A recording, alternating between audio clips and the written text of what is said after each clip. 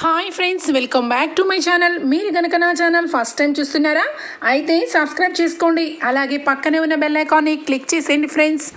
ఈరోజు ఎపిసోడ్ అయితే సూపర్ మలుపులు ఉండబోతున్నాయి ఫ్రెండ్స్. ఎక్కడా స్కిప్ చేయకుండా మొత్తం చూడండి ఫ్రెండ్స్, అప్పుడే మీరు ఎంజాయ్ చేయగలుగుతారు. నచ్చినట్లయితే ఒక చిన్న లైక్ ఇచ్చి ఎంకరేజ్ చేసేయండి. ఇక ఎపిసోడ్లోకి అయితే వెళ్ళిపోదాం. ఎపిసోడ్ స్టార్ట్ అవగానే ఇక దానిలక్ష్మి, అపర్ణ, ప్రకాశం అందరూ ఇక హాల్లో ఉంటారు. ఇంతలో ఇక ఒక్కసారిగా సుభాష్ వచ్చి, ఏంట్రా ప్రకాశం, ఇక ఆ ఆకృతి అన్న ఆర్డర్స్ అన్నీ కూడా అలానే పెండింగ్ ఉండిపోయాయి ఎందుకని అని చెప్పి అనగానే, అన్నయ్య అది నేను అని చెప్పి అంటూ ఉంటే, ఏంటండి దాస్తున్నారు, ఇంకా దాచిపెట్టి ఏం చేస్తారు, ఇక మనకి ₹1,00,00,000 నష్టం వచ్చింది, ఆ విషయం కప్పిపుచ్చి ఇక మీరు కవర్ చేద్దాం అనుకుంటున్నారా అని చెప్పి అంటుంది దానిలక్ష్మి. ఆ మాటలకి ఒక్కసారిగా సుభాష్ షాక్ అయిపోతాడు. ఏం మాట్లాడుతున్నావు దానిలక్ష్మి, ప్రకాశం ఏం మాట్లాడుతుంది దానిలక్ష్మి, అర్థం కావట్లేదు అనగానే, అర్థం అవ్వకపోవడానికి ఏముంది బావగారు, మీరు ఆ రోజు ఫైర్ యాక్సిడెంట్ జరిగిందని ఇక మీ తమ్ముడు గారిని వచ్చి చాలా నిందించారు 50 లక్షలకి. మరి ఇప్పుడు ఒకేసారి ₹1,00,00,000కి ఇక రాజ్ మూలంగా ఆర్డర్స్ అన్నీ వెనక్కి వెళ్ళిపోయాయి. సమయానికి డిజైన్స్ అన్నీ ఇక వాళ్ళకి ఇవ్వకపోయేసరికి అవన్నీ క్యాన్సిల్ చేసుకున్నారు. పెట్టుబడిగా ముందు చాలా డబ్బుని ఖర్చు చేశారు. ఇదంతా కూడా మీకు తెలియలేదంటే చాలా విచిత్రంగా అనిపిస్తుంది అనగానే, వెంటనే ఇక సుభాష్ అయితే ఆశ్చర్యపోతాడు. ఇక రాజు అప్పటికి మెట్ల దగ్గర నుంచి నడుచుకుంటూ వస్తూ ఉంటాడు. ఇక రాజుని చూస్తే ఇంట్లోనే ఉండిపోయేలా ఉన్నాడు. ఆఫీస్కి మెట్లు కూడా ఎక్కే ప్రయత్నం చేయడానికి వీల్లేదు, ఎందుకంటే అక్క శాసించింది కాబట్టి. ఖచ్చితంగా ఈ ఇంట్లో రాజు ఉన్నా లేకపోయినా ఒకటే, ఒక అతిథిగా ఆ బిడ్డ ఒక అనాథ బిడ్డలాగా ఉంటున్నారు. ఇప్పుడు చూస్తే ఆఫీసు చాలా ఘోర పరిస్థితిలోకి వెళ్ళిపోతుంది. ఇదంతా ఎవరి మూలంగా, అదిగో మీ ముద్దుల కొడుకు రాజు మూలంగా అని చెప్పి ఇక నిందలు వేస్తూ ఉంటుంది దానిలక్ష్మి. నువ్వు నోరు మూసుకొని ఉండవే, రాజుని ఎందుకు నిందిస్తున్నావు, రాజు మూలంగానే ఈరోజు ఇక్కడ నుంచున్నాం మనం, లేదంటే ఎక్కడుండే వాళ్ళము. అయినా ₹1,00,00,000 గురించి రాజునే అంటావా నువ్వు, అలాంటి కోట్లు ఎన్ని చూశాడు రాజ్, అసలు రాజు లేకపోతే ఈ ఆఫీసు నడుస్తుందా అని చెప్పి ప్రకాశం అయితే ఇక ధనలక్ష్మి నోరు మూయించే ప్రయత్నం చేస్తూ ఉంటాడు. మీరు నా నోరు ఎంత నొక్కేసినా నేను అన్నది నిజం.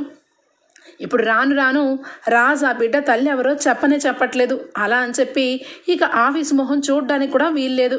మరి ఆ ఆఫీసు సంగతి ఏంటి అనగానే ఇక వెంటనే కావ్య వస్తుంది.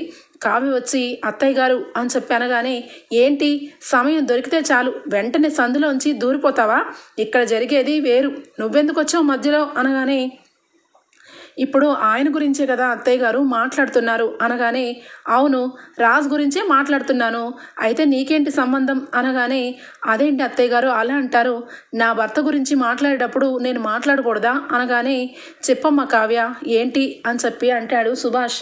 మావయ్య గారు మీకు అభ్యంతరం లేకపోతే ఆయన మూలంగా ₹1,00,00,000 నష్టం వచ్చింది కాబట్టి ఆ ₹1,00,00,000 నష్టాన్ని భర్తీ చేయాలనుకుంటున్నాను. ఏవైతే డిజైన్స్ సమయానికి ఇక మన వైపు నుంచి వెళ్ళలేదో ఆ డిజైన్స్ అన్నీ వస్తాయని మీరు ఫోన్ చేసి చెప్పండి అని చెప్పి అనగానే ఇక ప్రకాశం, అమ్మ కావ్య నీకు అర్థం కావట్లేదు, అవి చాలా డిజైన్స్ ఉంటాయి, అవి ఖచ్చితంగా వారం రోజుల పాటు మనం ఇక రాత్రి పగలు కూర్చుంటే కూడా అవ్వదు అనగానే, లేదు మావయ్య గారు, ఖచ్చితంగా 3 రోజుల్లో ఆ పని పూర్తి చేస్తాను నేను, మీరైతే ఆ ఆర్డర్ కోసం ఫోన్ చేసి చెప్పండి అని చెప్పి ఇక అనగానే ఇక వెంటనే రుద్రాణి స్టార్ట్ చేస్తుంది. ఏంటమ్మా కావ్య, ఇదేమన్నా ఇక ఇంట్లో వంట చేయడం, ఇక గొబ్బెమ్మలు పెట్టడం, పిల్లలకి పాల బాటిల్ కడిగి ఆయా పని చేయడం అనుకుంటున్నావా, ఇవి డిజైన్స్, అది కూడా ఇక ముద్రా ఏజెన్సీ అంటే నీకు తెలియదు లేదు, ఖచ్చితంగా అనుకున్న టైంలో అనుకున్నట్టు ఆర్డర్ ఇవ్వలేదంటే ₹1,00,00,000 కాదు కదా 10 కోట్ల నష్టం జరుగుతుంది అని చెప్పి ఇక రుద్రాణి అంటుంది. ఇక వెంటనే, ఏదైనా కూడా నేను 3 రోజుల్లో ఆ ఆర్డర్స్ అన్నీ మనకే చేజిక్కేలాగా చేస్తాను మావయ్య గారు, ప్లీజ్ నన్ను నమ్మండి అని చెప్పి కావ్య అడుగుతుంది. ఇక వెంటనే అపర్ణ, కావ్య నువ్వు చెయ్యాలని నీ మనసులో ఉంది, కానీ చేయడానికి ఖచ్చితంగా వారం రోజులు పడుతుందని చెప్తున్నారు కదా. నువ్వెందుకు ముందుకు వచ్చి ఇక రాజు గురించి వకాల్తా తీసుకుంటావు? నష్టం ఏదో జరిగిపోయింది. ఇంకా వాడి గురించి నలుగురు 4 రకాలుగా అనుకునేగా చెయ్యకు అని చెప్పి అపర్ణ అనగానే, లేదత్తయ్య గారు, ఈ ఒక్కసారి నా మాట నమ్మండి. ఇక ఆర్డర్స్ అన్నీ మనకి ఖచ్చితంగా వస్తాయి. ఇక ₹1,00,00,000 నష్టం కాదు, చాలా లాభాలు వస్తాయి. నా మాట నమ్మండి అమ్మమ్మ అని చెప్పి ఇక కావ్య అంటూ ఉంటుంది. ఇక వెంటనే సుభాష్ గారు, అమ్మ కావ్య, నీ మీద నాకు నమ్మకం ఉంది. నీ మూలంగానే మనకి చాలా ఆర్డర్స్ వచ్చాయి. ఖచ్చితంగా నువ్వు చేసేది చెయ్యి. నేను వాళ్ళకి టైం అడుగుతాను. 3 రోజులు కాదు, 4 రోజులు టైం తీసుకొని అవన్నీ కూడా ఇక నువ్వు ఫినిష్ చేస్తావని నాకు నమ్మకం ఉంది అని చెప్పి ఇక కావ్యని నమ్ముతాడు సుభాష్. ఇక వెంటనే కావ్య ఆ డిజైన్స్ కోసం ఇక వెంటనే పైకి వెళ్ళి కావాల్సినవన్నీ కూడా పేపర్స్ అన్నీ కూడా తెచ్చి పెట్టుకుంటుంది. ఒక పక్క డిజైన్స్ వేయాలని పట్టుదల రాజ్ని ఇక అందరి ముందు దానిలక్ష్మి ఆ విధంగా మాట్లాడేసరికి కావ్య మనసు చాలా బాధపడుతుంది. ఒకప్పుడు రారాజులాగా బ్రతికే నా భర్త, అందరికీ ఏం కావాలో స్వయంగా చూసుకునే నా భర్త ఈరోజు అందరి ముందు నవ్వుల పాల అయిపోయారు. కనీసం ఆ బాబు తల్లి ఎవరంటే చెప్పరు. అలా అని చెప్పి ఆయన తప్పు చేశారంటే నమ్మలేను. ఆయన శ్రీరామచంద్రుడు, కానీ ఇప్పుడు ఎందుకు ఇలా మారిపోయాడు? ఆ బిడ్డ అంటే ఇక ఆయనకి ఎందుకు అంత ఇష్టం? నిజంగా ఆయన కడుపులో పుట్టిన బిడ్డ, లేదంటే ఏం జరిగింది అని చెప్పి ఒకవైపు ఆలోచనతోనే మరొక వైపు డిజైన్స్ మీద మనసు పెడుతుంది. ఇక వెంటనే కూడా రాజ్ అయితే బాబుకు సంబంధించిన పాలు అలాగే ఇక ఫుడ్ అన్నీ కూడా ఎప్పటికప్పుడు ఇక తీసుకొని రాజ్కి సహాయం చేస్తూనే మరొక పక్క డిజైన్స్ అయితే గీయడం మొదలు పెడుతుంది కావ్య. ఇక మరొక పక్క అయితే ఇందిరాదేవి, సీతారామయ్య రాజ్ చేసిన పనికి కృంగిపోతూ ఉంటారు. పెద్దవాళ్ళు కనుక కాబట్టి లోపల బాధతో వాళ్ళు నిద్ర ఆహారాలు ఇక సరిగా భోజనం చేయక నిద్రపోగా అనారోగ్యం క్షీణిస్తూ ఉంటుంది సీతారామయ్యకి. ఇక సీతారామయ్య రాజ్ చూసి అందరూ రాజ్ని ఆ రకంగా మాట్లాడుతూ ఉంటే రాజు తీసుకొచ్చిన బిడ్డను చూసి సీతారామయ్య చాలా బాధపడతాడు. ఇక ఈ దుగ్గిరాల కుటుంబాన్ని అంతచేసి ఒక వృక్షాన్ని ఇక నిలువెత్తు వచ్చేలాగా చేశాను, కానీ చివరాఖరికి నా వంశాంకురమే ఈ రకంగా జరుగుతుందని నేను అస్సలు అనుకోలేదు. ఇక కావ్య నా మనవరాలు, చాలా మంచి పిల్ల. అలాంటి అమ్మాయికి ఇంత అన్యాయం చేశాడు. అసలు నిజంగా రాజ్ ఇక కావ్య నిజంగా ఇంత ఘోరంగా చేస్తాడని ఊహించలేదు అని చెప్పి లోపల దిగులుతో ఇక అనారోగ్యం అయితే మెల్లమెల్లగా క్షీణిస్తుంది ఇక సీతారామయ్యకి. మరొక వైపు అపర్ణ ఇక ఎంతో బాధపడుతూ రాజ్ చేసే పనికి తలవంపులుగా తలకొక మాట ఇంట్లో వాళ్ళు కాకుల్లాగా గద్దల్లాగా పొడుస్తూ ఉంటే సమాధానం చెప్పుకోలేక ఇక రూమ్ నుంచి బయటికి రాని పరిస్థితిగా ఉంటుంది అపర్ణాదేవి. ఇక అనామిక అయితే, ఏంటి డిజైన్స్ 4 రోజుల్లో ఫినిష్ చేస్తావా? నీ డిజైన్స్ని నేను ఫినిష్ చేయనిస్తే కదా ఖచ్చితంగా డిజైన్స్ మీద ఇంకు బాటిల్ చల్లేసి ఇక అవన్నీ కూడా పాడు చేస్తాను. అప్పుడు అందరి ముందు నువ్వు 4 రోజులు టైం అడిగావు కాబట్టి 4 రోజుల్లో పూర్తి చేయలేవు కాబట్టి ఖచ్చితంగా ఇంట్లో అందరూ నిన్ను ఇక తలకొక మాట అంటాను ఉంటారు. ఇక ఆ మాటలకి నువ్వు ఎట్టి పరిస్థితుల్లోనూ ఇంకొకసారి ఆఫీస్కి వెళ్ళవు అని చెప్పి ఇక అనామిక అయితే ప్లాన్ చేస్తుంది. ఇక రాజ్ ఇక గదిలో బాబుతో ఉంటే ఇక బాబుకి డిస్టర్బెన్స్గా ఉంటుందని ఇక తను ప్రత్యేకంగా వేరే రూమ్లోకి వెళ్ళి డిజైన్స్ అన్నీ గీస్తుంది ఇక కావ్య. ఆ రకంగా డిజైన్స్ గీస్తున్న సంగతి తెలుసుకున్న అపర్ణ ఇక కావ్య వేసిన డిజైన్స్ని ప్రతి డిజైను కూడా ఇక ఎక్కడ పెడుతుంది, ఏం చేస్తుంది అన్నది ప్రతి ఒక్కటి కూడా గమనిస్తూ ఉంటుంది అనామిక. ఇక 1-2 రోజులు గడిచిపోతుంది. వెంటనే ఇక కావ్య అయితే ఇక ఆఫీస్కి వెళ్ళాల్సిన పరిస్థితి వస్తుంది. ఇక వెంటనే ఇంట్లో వాళ్ళందరికీ ఏమేమి అవసరమో అవన్నీ కూడా అవసరాలన్నీ తీర్చి బాబుకు సంబంధించిన పాలు అలాగే స్నానం ప్రతి ఒక్కటి కూడా ఇంటి బాధ్యత ప్రకారం అన్నీ చేస్తూ ఉంటుంది. ఇక చేస్తూ ఆఫీస్కి బయలుదేరుతుంటే స్వప్న అంటుంది, ఇక ఆగవే అని చెప్పి ఆగేసరికి ఏంటి చెప్పక్క అనగానే ఇంకా 2 రోజులైంది, ఇంకాక 2 రోజులే టైం ఉంది. ఈ 2 రోజుల్లో రాజ్ ఇక ఆ బిడ్డని ఎవరితో కన్నాడు, అసలు ఎందుకు కన్నాడు అన్న నిజం చెప్పకపోతే నువ్వు రాకపోయినా సరాసరి నేనే పోలీస్ స్టేషన్కి వెళ్తాను. అసలు రాజ్ నిన్ను ఇంత ద్రోహం చేసినా నువ్వు నార్మల్గా ఎందుకు అలా ఉంటున్నావో నాకు అర్థం కావట్లేదు. నాకు రక్తం మరిగిపోతుంది. ఏంటే ఆ బిడ్డకి తెగ సేవలు చేస్తున్నావు, ఈ మందందరికీ వండిపోస్తున్నావు. అసలు నీకు బుద్ధుందా? ఎప్పుడైనా కూడా తిరగబడితేనే ఏ రోజైనా అవతల వాళ్ళు నేలకి తోక ముడుచుకుపోయేది. లేదంటే ఇక చివరి ఆఖరికి ఇదిగో ఈరోజు బిడ్డని తీసుకొచ్చాడు, రేపొద్దున్న ఇక ఆ బిడ్డ తల్లిని తీసుకొని వస్తాడు. అప్పుడు ఆ బెడ్రూమ్లోంచి వెళ్ళి నీకు పెళ్ళైన కొత్తల్లో స్టోర్ రూమ్లో పడుకున్నావు కదా, అక్కడికే వెళ్ళి పడుకోవాల్సి వస్తుంది అని చెప్పనగానే అక్క ఇంకా 2 రోజులు టైం ఉంది కదా, ఎందుకు ఇంతలోనే అంతగా మాట్లాడతావు అనగానే మరి నా రక్తం మరిగిపోతుందే. నువ్వు ఏం పాపం చేశావు? ఇక ఈ ఇంటికి గొడ్డు చాకరీ చేస్తూ ఇక రాజ్కి అడుగులకి మడుగులెత్తుతూ ఆయనకి ఏం కావాలంటే అది కాలు కింద పెట్టకుండా చూసుకుంటూనే ఉన్నావు. అయినా కూడా నీకు ఇంత అన్యాయం చేయడానికి రాజ్కి మనసు ఎలా ఒప్పిందే? అయినా రాజ్ చేసే తప్పుకి ఇంట్లో వాళ్ళందరూ కూడా శిక్షించారు అని చెప్పి అంటున్నా కూడా నువ్వు మాత్రం రాజ్కి ఏం కావాలంటే అది హ్యాపీగా చేస్తున్నావు అని చెప్పి అనగానే ఇక స్వప్నక్క ఆఫీస్కి టైం అవుతుంది, అర్జెంటుగా కొన్ని డిజైన్స్ కాపీసు ఆఫీస్లో ఉన్నాయి, అక్కడికి వెళ్ళి తీసుకురావాలి.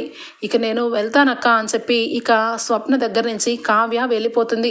ఇక ఈ లోపల అనామిక వెంటనే కూడా ఇక స్వప్న కావ్య ఇద్దరు కూడా బయట ఉండడం చూసి గమనించి కావ్య డిజైన్స్ వేసే దగ్గరికి వెళ్తుంది.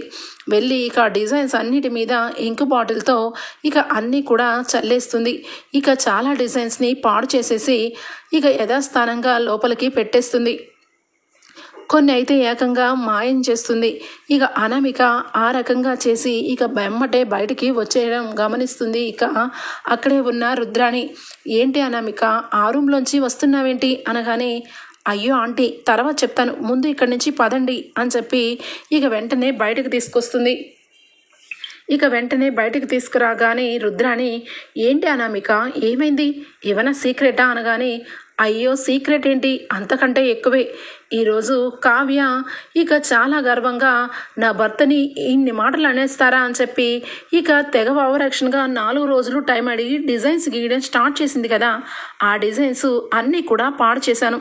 ఇక ఆ డిజైన్స్ ఖచ్చితంగా పనికిరావు, ఖచ్చితంగా మళ్ళా మొదటి నుంచే వెయ్యాలి. 4 రోజుల తర్వాత ఇంకొక 4 రోజులు టైం అడుగుతుందేమో చూడాలి.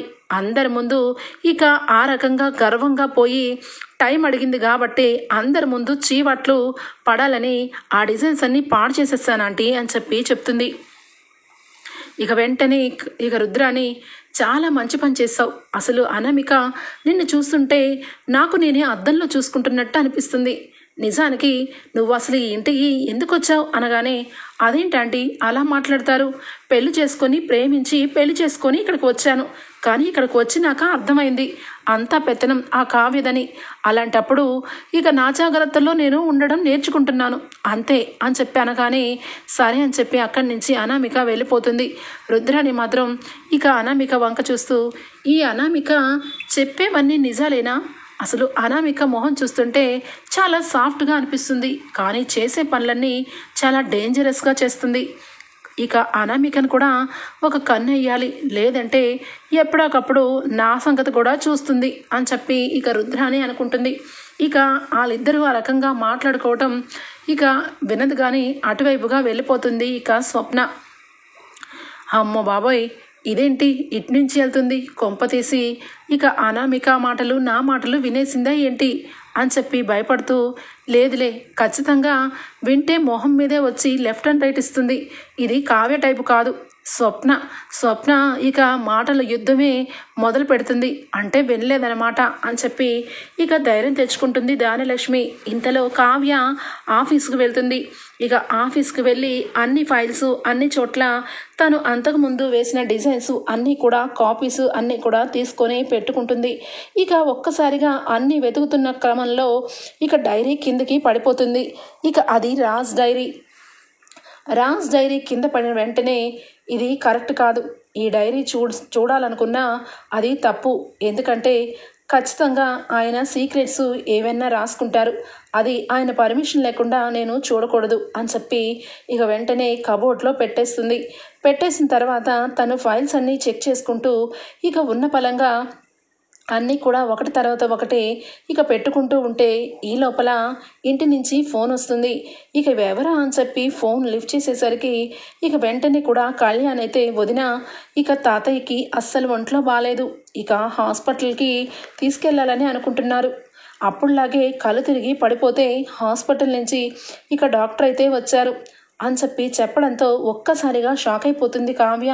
అంటే ఇక తాతయ్య గారికి మళ్ళా నార్మల్గా అప్పటిలాగే క్యాన్సర్ తిరగబెట్టిందా ఏంటి అని చెప్పి ఒక్కసారిగా ఇక ఖచ్చితంగా ఆయనకి ఆరోగ్యం పాడైంది అంటే అది ఇక ఈయన మూలంగానే. ఏ మనవడైనా ఇక ఎంతో హోప్స్ పెట్టుకొని ఆయనని అందరం ఎక్కిస్తే ఆయన ఉన్న బలంగా అందరికీ ఆ బిడ్డను తీసుకొచ్చి షాక్ ఇచ్చారు. అసలు ఆ బిడ్డ ఎవరికి పుట్టారంటే నోరు వెత్తి చెప్పరు.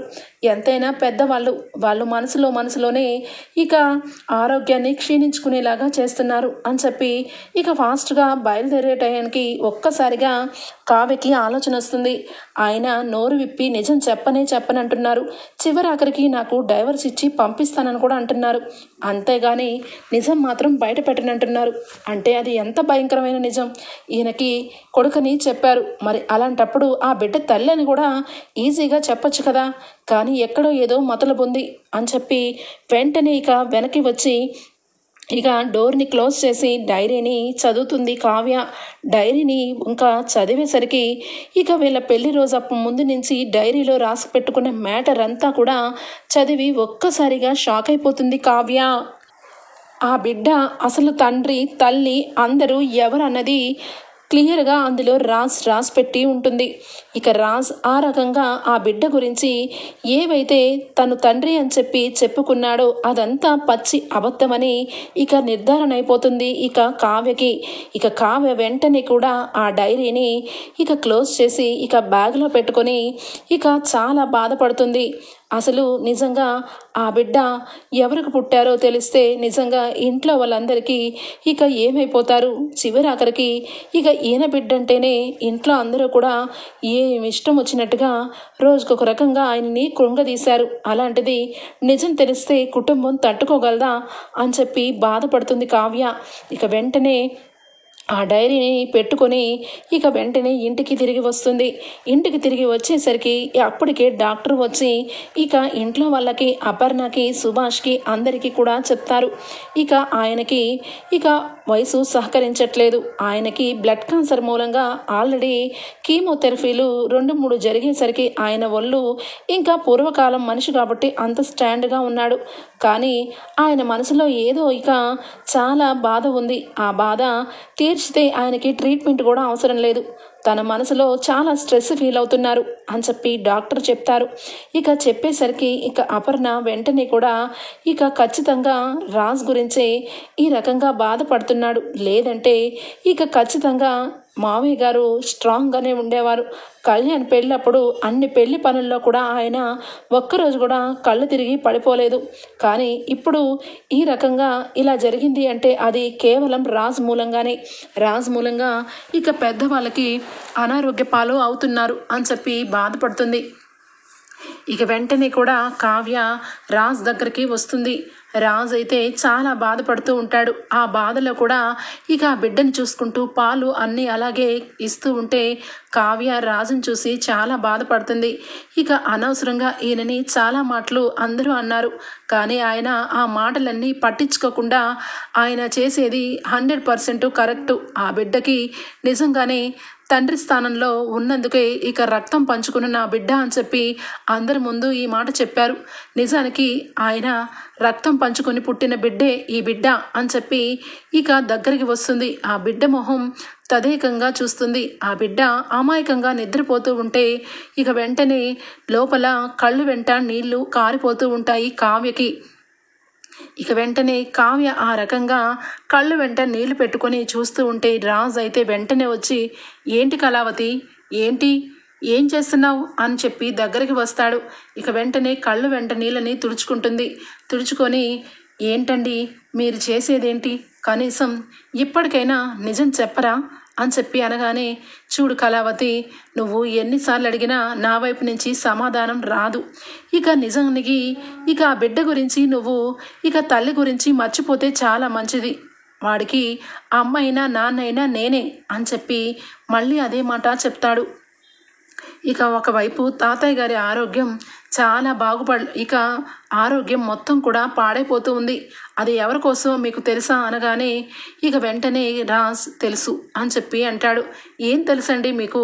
ఇక ఇంటికి పెద్ద ఆయనైనా తాతయ్య గారి ఆరోగ్యం ఇంతటి వరకు బాగానే ఉంది, కానీ ఇప్పుడు ఒక్కసారిగా దిగజారిపోయింది అంటే దానికి కారణం ఎవరు? ఇక పసిబిడ్డని తీసుకొని వచ్చి నిజం చెప్పకుండా ఇక నీ మనసులోనే ఉంచుకొని నలుగురిని బాధ పెట్టడమేనా అనగానే, కళావతి, ఇప్పుడు నేను ఏమీ చెప్పలేను. ఖచ్చితంగా ఏదో ఒక రోజు ఆ దేవుడే ఇక ఈ విషయానికి దారి చూపించాలి తప్పించి నా వైపు నుంచి అయితే ఈ బిడ్డ తల్లి గురించి కానీ ఎవరి గురించి కానీ నేను చెప్పడానికి రెడీగా లేను అని చెప్పి ఇక బాధపడతారు. ఇక బాధపడగానే ఇక వెంటనే కూడా అక్కడికి ఇందిరాదేవి వస్తుంది. ఇందిరాదేవి వచ్చి రాజ్ అని చెప్పి ఏడుస్తుంది. ఇక ఏంటి నానమ్మ, ఎందుకు అంత బాధపడుతున్నావు నానమ్మ? తాతయ్యకి ఏమి కాదు అనగానే, తాతయ్యకి ఏమి కాదురా, కానీ నిజానికి నీ జీవితం మూలంగానే ఇక తాతయ్య ఆ రకంగా దిగులుకి మంచం ఎక్కారు. ఇక నువ్వు చేసే పనికి ఇంట్లో అందరూ కూడా నిన్ను ఎన్నో రకాలుగా ఎన్నో మాటలు అంటుంటే తట్టుకోలేకపోతున్నారా. నేను నా మనవణ్ణి ఈ విధంగా చూశానా? ఇన్ని సంవత్సరాల తర్వాత నా మనవణ్ణి ఇంతమంది మధ్య ఇన్ని రకాలుగా వేధిస్తున్నారా అని చెప్పి బాధపడుతున్నారా. చివరాఖరికి నాకు కూడా నిజాన్ని తెలియనివ్వద్దు, కానీ తాతయ్యకి అసలు ఏం జరిగిందో నువ్వు ఒక మనవడిగా చెప్పాలి. లేదంటే ఆయన రోజు రోజుకి దిగజారిపోతారు, ప్రాణానికే ముప్పు వస్తుంది. ఆయన మనసులో చాలా స్ట్రెస్ ఫీల్ అవుతున్నారని డాక్టర్ చెప్పారు. అసలు ఆయన బాధ ఏంటో, ఆయనకి ఏం కావాలేంటో ఎన్నిసార్లు అడిగినా ఎప్పుడు ఏమి నోరు విప్పి చెప్పట్లేదు. ఈ మధ్యకాలంలో ఎక్కువ నీ గురించి దిగులు పెట్టుకొని అన్నము నిద్ర మానేశారు అని చెప్పి ఇందిరాదేవి చాలా బాధపడుతూ ఉంటుంది. ఇక వెంటనే రాజ్ ఇక తాతయ్య దగ్గరికి నేను వెళ్తాను అని చెప్పి ఇక తాతయ్య అని చెప్పి ఇక వెళ్తూ ఉంటాడు. వెళ్ళగానే చేతిలో ఉన్న బిడ్డని ఇక కావ్య చేతికి అందిస్తుంది. ఇదిగోండి, ఈ బిడ్డని తీసుకొని వెళ్ళండి అనగానే, ఈ బిడ్డ ఎందుకు ఇప్పుడు? వాడు నిద్రపోతున్నాడు అనగానే, వాడు నిద్రపోయినా మీ బిడ్డ, మీ రక్తం పంచుకుని పుట్టిన బిడ్డ కాబట్టి మీరు ఏది మాట్లాడాలనుకున్నా ఈ బిడ్డ గురించి తాతయ్య గారికి నిజం చెప్పాలి కాబట్టి ఈ బిడ్డను కూడా తీసుకుని వెళ్ళి నిజం చెప్పండి అని చెప్పి అనగానే, ఇక వెంటనే రాజు అయితే ఆ బిడ్డని ఇక ఎత్తుకొని ఇక లోపలికి వెళ్తాడు. ఇక నానమ్మ చెప్పినట్టుగానే ఎవరికి ఈ విజన్ తెలిసినా తెలియకపోయినా తాతయ్యకి ఈ నిజం తెలియాలి. ఇక తాతయ్య మనసులో నుంచి ఆవేదన తీసేయాలి అని చెప్పి ఇక వెంటనే కూడా ఇంట్లో అందరూ ఎవరి పనుల్లో వాళ్ళు ఉంటే తాతయ్య దగ్గరికి వెళ్తాడు రాజుని చూసి ఇక సీతారామయ్య చాలా బాధపడతాడు. ఇక ఆ బిడ్డని చూసి కళ్ళు వెంట నీళ్ళని కారుస్తూ ఉంటాడు. ఇక వెంటనే ఆ బిడ్డ ఇక సీతారామయ్య మీద చెయ్యి వేయగానే సీతారామయ్య ఒళ్ళు జల్లుమంటుంది. ఇక వెంటనే రాజ్, ఇంకా ఎందుకు చెప్పు, ఎవరిని దాచడానికి, ఏం చేయడానికి ఈ బిడ్డని ఇంటికి తీసుకొచ్చావు? అసలు నువ్వు తప్పు చేశావంటే నా మనసు ఒప్పుకోవట్లేదు, నిజం చెప్పు నాన్న అని చెప్పి ఇక సీతారామయ్య అడుగుతాడు. ఇక ఆ మాటలకి వెంటనే ఇక నిజం చెప్తాడు రాజ్. ఈ బిడ్డ నీ ముదుమనవడు తాతయ్య అని చెప్పి అనగానే ఇంకా వెంటనే కూడా అలానే చూస్తూ ఉంటాడు. నిజానికి మీరు అందరూ అనుకుంటున్నట్టు నిజానికి ఈ బిడ్డ నా బిడ్డ కాదు అని చెప్పి రాజ్ చెప్పడంతో ఇక చాలాసేపు చాలా ఆనందంగా ఫీల్ అవుతాడు సీతారామయ్య. ఇక వెంటనే తాతయ్య, కానీ ఈ బిడ్డ నాకు పుట్టినట్టే అని చెప్పి అనగానే, ఏంట్రా మనవడా, ఏం చెప్తున్నావు నువ్వు? ఈ బిడ్డ నీ కొడుకు కాదంటున్నావు, తర్వాత ఈ బిడ్డ నీకు బిడ్డే అంటున్నావు, ఏం చెప్పాలనుకుంటున్నావురా అనగానే ఇక వెంటనే డోర్ని క్లోజ్ చేస్తాడు. తాతయ్య, నీకు ఒక విషయం చెప్పాలి, ఆ విషయం చెప్పాక నువ్వు ఏ రకంగా బాధపడతావో నాకు అర్థం కావట్లేదు, కానీ నిజానికి ఈ విషయం ఈరోజు చెప్పకపోతే ఎప్పటికీ నేను చెప్పలేను అని చెప్పి ఇక ఈ బిడ్డని కన్నది ఎవరంటే అని చెప్పి మొత్తం కూడా జరిగింది చెప్తాడు. ఇక డాడీ చాలాసార్లు ఆఫీస్ పని మీద వైజాగ్ వెళ్తూ ఉండేవాళ్ళు కదా, అక్కడ చాలాసార్లు తన కాలేజ్ మేట్ అయిన ఒక అమ్మాయితో ఆయన పరిచయంలో ఇక అమ్మని పెళ్లి చేసుకోకముందే ఒక అమ్మాయిని తను ఇష్టపడ్డారు. తను చాలా వరకు నా డాడీని కూడా ఇష్టపడింది. కానీ ఏ రోజు కూడా వాళ్ళిద్దరూ కూడా పెళ్లి చేసుకుందామని చెప్పి ఎప్పుడూ అనుకోలేదు. కానీ ఒకసారి అనుకోకుండా జీవితంలో డాడీతో ఇక ఆవిడ కలవడంతో తను ప్రెగ్నెంట్ అయింది. ఆ విషయం ఎవ్వరికీ కూడా తెలియకుండా తనకు తానే ఇక ఆ బిడ్డని మోస్తూ ఉంది. అప్పటికే ఇక డాడీకి కూడా ఇక అమ్మతో పెళ్ళయ్యేసరికి ఇక డాడీ ఖచ్చితంగా ఇక ఆ విషయంలో తనకి ఎలాంటి హెల్ప్ చేయలేకపోయాడు. మధ్య మధ్యలో తనని బాగానే చూసుకుంటూ వచ్చారు కానీ పెళ్ళి మాత్రం చేసుకోలేదు. కానీ ఆవిడ మాత్రం ఇక డాడీ మీద చాలా ప్రేమతో ఉండేది.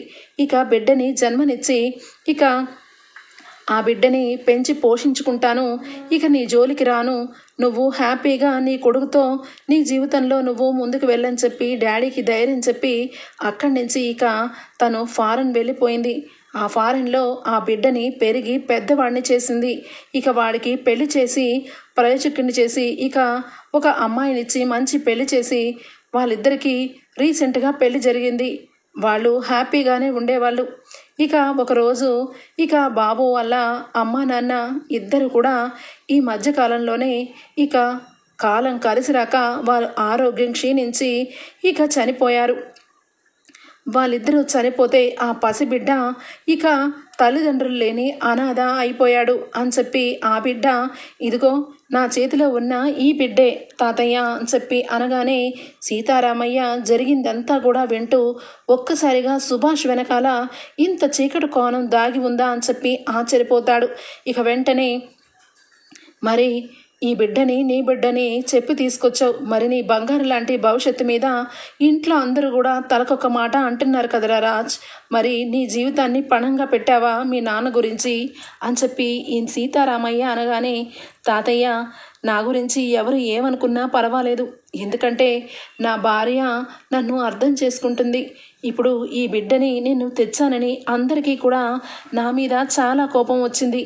కానీ కళావతి మాత్రం ఇక ఆ బాబు మీద ప్రాణాలతో పెట్టుకొని రోజు ఆ బాబుకి ఏది కావాలంటే అది చేసి పెడుతుంది. కళావతి నన్ను అర్థం చేసుకుంటుంది. ఇప్పుడు కాకపోయినా ఖచ్చితంగా ఎప్పటికైనా ఇక నా గురించి అర్థం చేసుకునే మనిషి ఏకైకంగా ఇక కళావతినే తాతయ్య అని చెప్పి బాధపడతాడు రాజ్. ఇక రాజ్ చెప్పిన నిజాన్ని విని ఇక ఒక్కసారిగా సీతారామయ్య షాక్ అయిపోతాడు. మరి ఈ విషయాలన్నీ నీకెలా తెలిసిందిరా రాజ్ అని చెప్పి అనగానే ఇక అన్నిటికీ మించి డాడీని ఇక ఇష్టపడి తను ఎంతగానో డాడీని ప్రేమించిన ఆంటీని ఈ మధ్యకాలంలో నాకు ఫోన్ చేసి జరిగిందంతా కూడా చెప్పింది అనగానే ఆవిడ ఎక్కడుంది ఇప్పుడు అనగానే ఆవిడ లేదు, అందుకే ఆ బిడ్డకి తల్లి తండ్రి అయ్యాను కాబట్టి ఇంటికి తీసుకొచ్చాను అని చెప్పి అనగానే ఏం చెప్తున్నావురా రాజ్ అనగానే ఈ మధ్యకాలంలోనే ఆవిడ యాక్సిడెంట్లో చనిపోయింది. ఆ విషయం ఇక నాకు నా పెళ్లి రోజు ఇక ముందే తెలిసింది. ఇక అప్పటి నుంచి నా మనసులో కావ్యకి ఈ బిడ్డ నా బిడ్డని ఇంటికి తీసుకొని వస్తాను, కావ్య తట్టుకోలేదు, ఖచ్చితంగా కావ్యకి నేను అన్యాయం చేశానని తను బాధపడుతుంది, నా నుంచి దూరంగా వెళ్ళిపోతుంది అని చెప్పి ఇక నేను ఈ రకంగా అందరి ముందు నా బిడ్డనని తీసుకొచ్చాను. అది కేవలం డాడీకి పుట్టిన సంతానమని నాకు తెలుసు, వీడు మన ఇంటి రక్తమని అందుకే చెప్పాను అని చెప్పి ఇక సుభాష్ గురించి అతి భయంకరమైన నిజాన్ని రాజ్ అయితే ఇక సీతారామయ్యకి చెప్పేస్తాడు. ఇక సీతారామయ్యకి రాజ్ చెప్పిన ప్రతి ఒక్క విషయం కూడా విని మనసులో ఇక చాలా రకాల సందేశాలన్నీ కూడా ఇక తగ్గుతాయి. మరి ఏం చేయాలనుకుంటున్నావురా, ఈ బిడ్డని నువ్వు తండ్రివని చెప్పుకుంటావు సరే, ఇక ఆ బిడ్డ సుభాష్కి పుట్టిన మనవడని నాకు తెలుసు, మరి కానీ ఈ నిజాన్ని ఎవరికీ తెలియక నిన్ను అనరాని మాటలు అంటూ ఉంటే మరి నువ్వు ఎలా తట్టుకుంటున్నావురా అనగానే తట్టుకుంటాను, ఇంకా అంతకంటే ఎక్కువ మాట్లాడినా తట్టుకుంటాను, కానీ మమ్మీ భరించలేదు తాతయ్య, డాడీ ఈ రకంగా జరిగింది, ఇక వేరొక మమ్మీ కాకుండా వేరొక ఆవిడతో ఈ బిడ్డని ఇక మనవడయ్యాడని తెలిస్తే ఖచ్చితంగా ఇక మమ్మీ ఏమన్నా చేసుకుంటుంది, మమ్మీకి డాడీ అంటే అంత ప్రేమ, అలాంటి మమ్మీ ఇక ఈ విషయం గనక తెలిస్తే మమ్మీ తట్టుకోగలదా? అందుకే ఇక నా మీద నెపం వేసుకొని నేనే తప్పు చేసినట్టు శిక్ష అనుభవిస్తున్నాను. డాడీకి కూడా ఈ విషయం తెలియదు. అసలు డాడీకి ఈ బిడ్డ పుట్టిన సంగతే తెలియదు. తను ఫారెన్ వెళ్ళిపోయిందని, ఇక అక్కడి నుంచి తను ఎప్పుడు ఫోన్ కాల్స్ ఏమీ లేవని డాడీ కూడా ఈ విషయం అంతా మర్చిపోయి ఉంటారు. కానీ ఇప్పుడు ఈ బిడ్డ ద్వారా డాడీ గత జీవితాన్ని ఇక మళ్ళా బయటకు తీసుకురావడం నాకు ఇష్టం లేదు తాతయ్య.